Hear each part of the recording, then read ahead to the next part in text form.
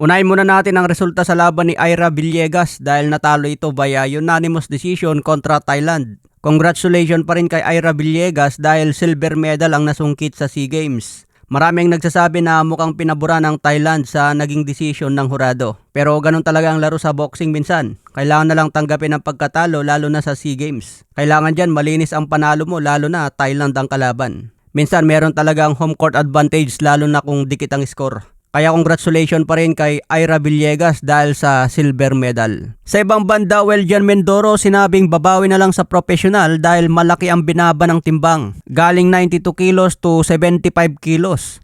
Ang 92 kilos ay katumbas ng 202 pounds. Heavyweight division na po yun. Ang 75 kilogram ay katumbas ng 165 pounds super middleweight division.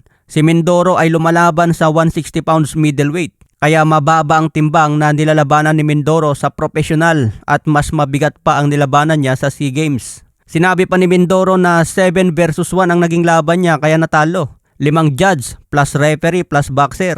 Lahat kalaban niya kaya natalo sa SEA Games. Hindi naman niya sinabing nadaya siya pero parang ganun na rin ang ibig sabihin. Dahil 7 versus 1. Kumbaga pabor lahat sa kalaban kaya natalo sa score. Pero sabi naman ni Mindoro, babawi na lang sa next fight sa pro. Kaya suportahan natin ang bawat laban ni Mindoro. May kartadang 15 wins, 15 KOs, wala pang talo. Sa ibang banda, Coach Jerry Peñalosa nakatutok kay Kenneth Lover. Sabi ni Peñalosa, kailangan ng mental focus sa boxing. Gamitin ang utak sa bawat laban. Hindi laging tapang at lakas kang suntok. Kailangan mo ng matalas na utak para makapag-set up ng maganda at maiwasan ang panganib na counter ng kalaban. Kaya tinuturuan niya si Kenneth Lover ng mga teknik para mas mag-improve pa.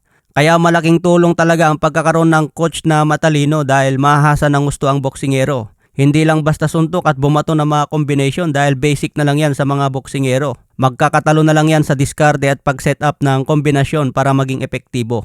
Isa si Kenneth Lover sa mga prospect sa Pilipinas. Future champion natin ito balang araw. Lumalaban sa Bantamweight Division at may paparting na laban ngayong December 27. Kalaban niyang taga-China na si Ayati. May kartadang 12 wins, 5 KOs, may siyam na talo. Kaya abangan ang paparating na laban ni Kenneth Lover. Parehas si Lover at Casimero na undercard ngayong December 27. Sa ibang banda, David Picasso pinakita ang training kung paano patigasin ang panga at leeg. Alam ni Picasso na malakas si Inoue kaya pinagandaan na patigasin ang panga para handang sumalo ng suntok. Kung kakayanin ni Picasso na tanggapin ang suntok ni Inoue, pwedeng mapaabot niya sa desisyon. Pero sobrang dehado si Picasso dito dahil base sa odds, knockout ang panalo ni Inoue. Kaya abangan natin yan December 27. Common event si Junto Nakatani versus Hernandez.